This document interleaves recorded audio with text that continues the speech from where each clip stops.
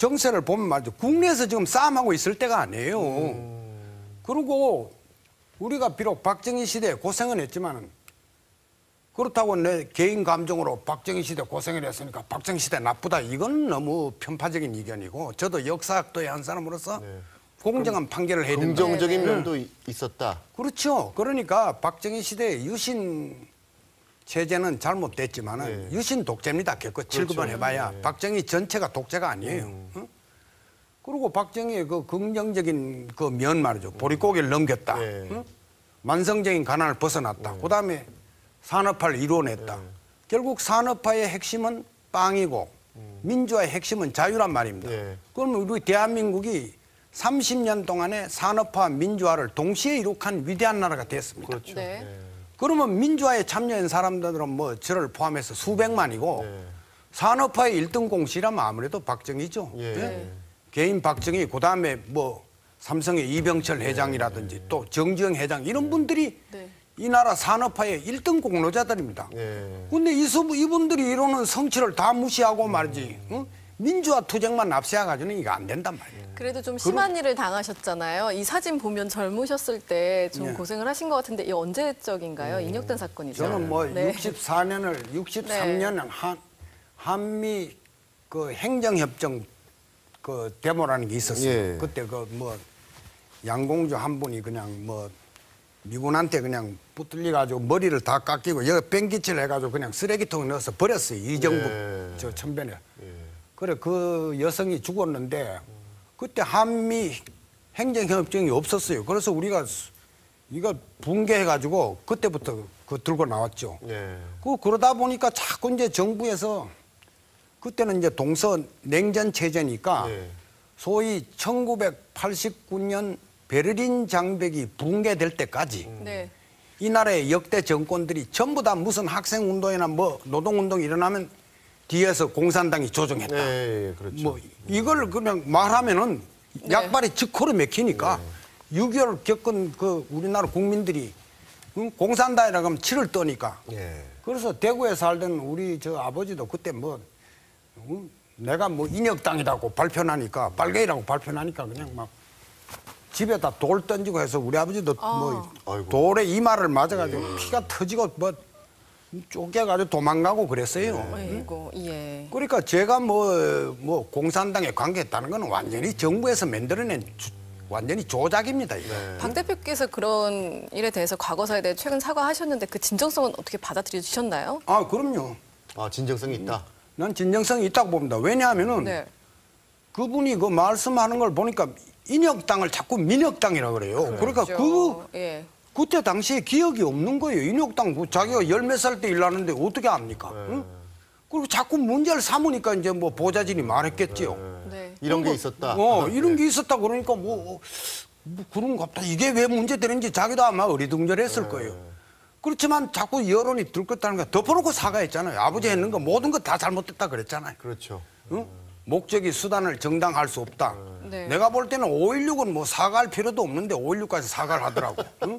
5.16은 사과할 필요도 없습니까? 5.16은 뭐 그때 뭐 5.16에 무슨 희생자가 있습니까? 무혈 쿠데타인데 5.16에 죽은 사람이 누가 있나요? 처음에는 뭐 최선의 선택이었다 그렇다가 또 갑자기 사과하니까 좀 이상하잖아요. 응?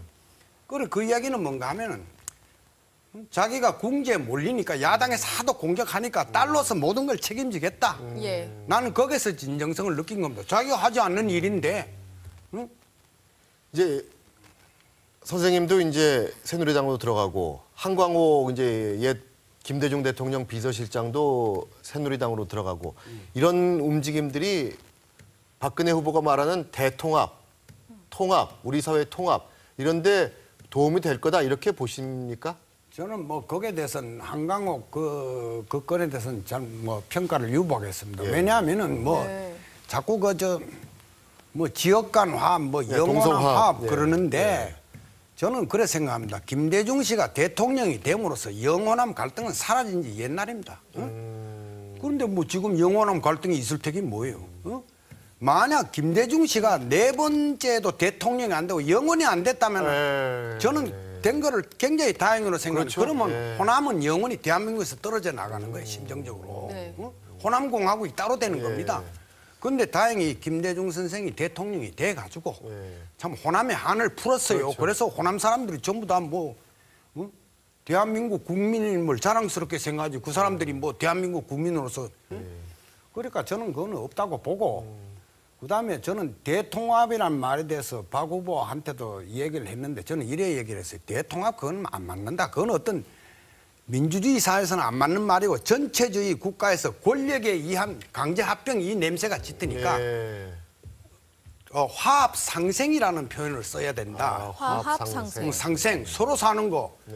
그러니까 지금 우리 사회의 최고 문제가 지금 화두가 지금 양극한 문제란 말이에요. 그렇죠. 예.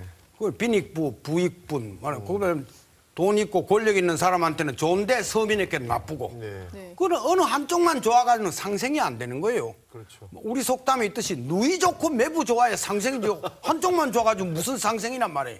한쪽만 좋아가지고는 통합이 됩니까? 화합을 해야지. 네.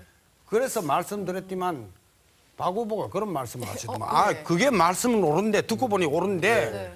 내가 이왕 국민 대통합이라고 해가지고 다 현수막도 내걸고 했는데 현수막 다 그것도 됐으니까. 바꾸려면 돈 들고. 자기는 또 말을 안 바꾸는 네. 사람인데 말 안 바꾸는 게 자기 그 트레이드 마크인데 또 말 바꾸면 또 안 뭐 된다. 그래서 어쩔 수 없이 국민 대통합을 용어를 쓰니까 양해를 해달라. 그래서 제가 그 양해를 했습니다. 뭐 그래 된 걸 어쩌겠어요. 응? 우리 부위원장님께서는 그러면 이번 대선은 박근혜 후보가 대통령이 된다 이렇게 보십니까? 저는 된다고 봅니다. 또 돼야 된다고 당위성으로 마땅히 돼야 된다고 봅니다.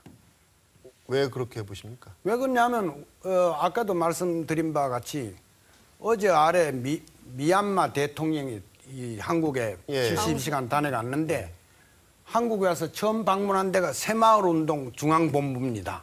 예. 네. 그리고 자기 사무실에 박정희 사진을 걸어놓고 박정희 대통령 사진을 놓고 그걸 롤 모델로 삼아서 한국의 새마을운동 배운다고 야단이에요. 미얀마뿐만 아니라 네. 에티오피아, 아프리카 64개국이 다 새마을운동 배운다고 야단입니다.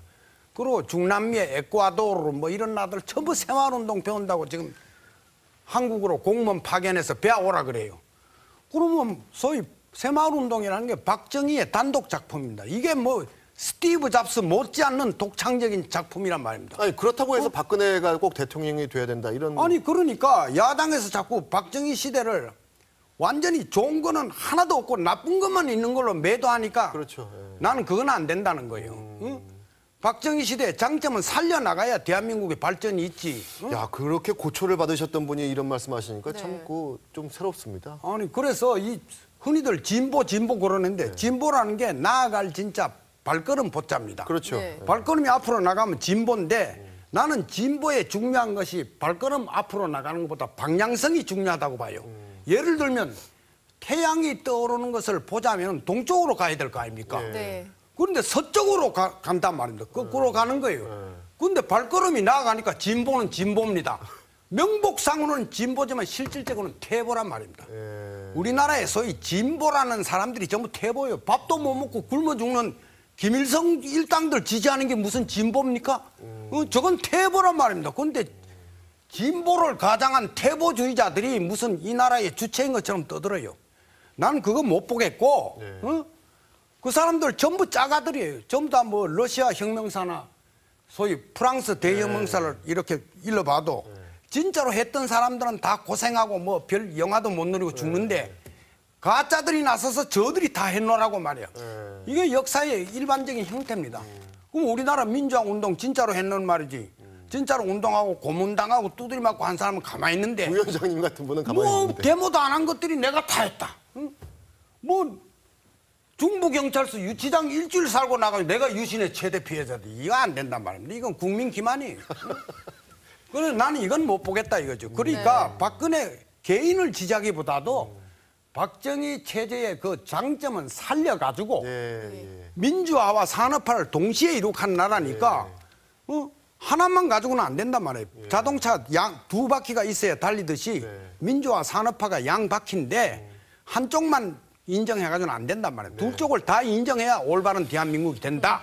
그런 의미에서 우리는 과거의 아픔을 다 청산하고 새로운 대한민국의 도약을 위해서는 박근혜 후보를 도와야 되고 또 박근혜가 당선돼야지. 박근혜가 당선 안 되고 야당이 엉뚱한 되면은 박정희 시대는 영원히 역사 교과서에 암흑 시대, 독재자 박정희, 예.